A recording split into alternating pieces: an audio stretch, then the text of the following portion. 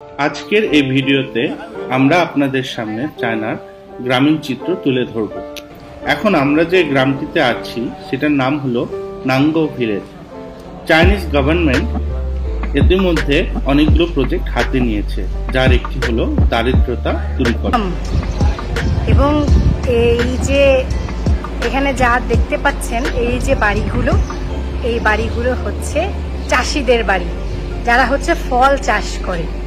তো এক একটা বাড়িতে হচ্ছে কৃষকরা থাকে।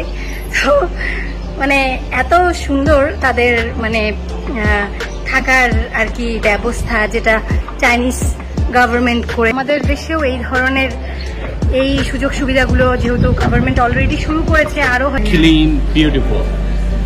And I think here the farmers, their house, their living standard is.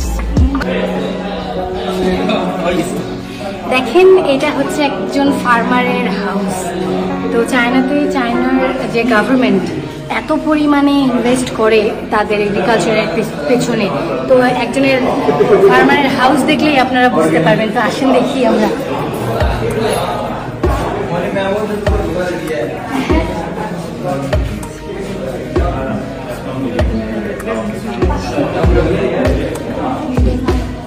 ये देखें, हम ऐसे सेल्डम किसी भी हाउस में घुस आए हैं।